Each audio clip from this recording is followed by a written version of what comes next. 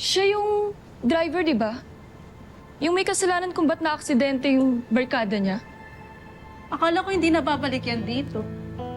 Kung ako yan, wala na akong mukhang maihaharap. Malamang, yan din yung magpapatalo sa grupo nila. May sa malas.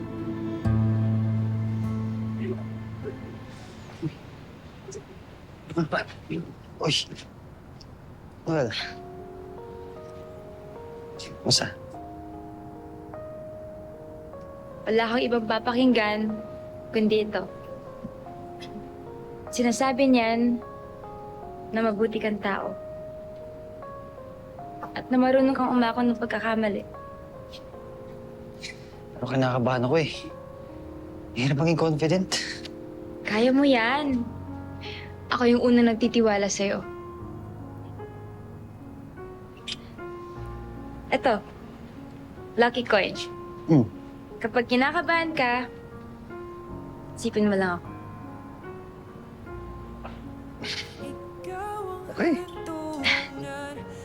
Ikaw lang naman nakakapagpakalma sa akin eh.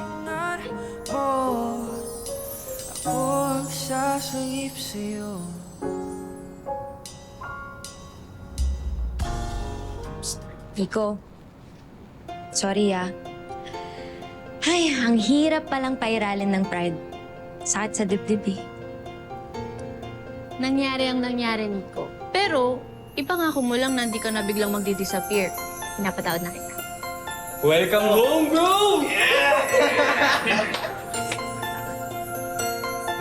Forgiveness? Talaga ba? Medyo corny. Ganon? Wala. Eh, kung tanggal sa grupo. Ano naman? Joke. Joke din ang sa akin. Okay. Kailangan magaling tayo, ha?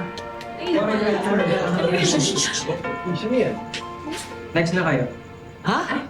Oh, Ayun, oh my gosh. ay, thank you. Oh, tandaan nyo, ha? You sing with your hearts and remember the message of Christmas. Love, peace, and forgiveness. Stress on the forgiveness. Kalimutan na ang lahat, okay? This is our year. And I know that. Yes. Yes, Lola. Let's go! Okay. Ito guys. Hey. Ano? Ano, ready na kayo? Pwede na! Let's go!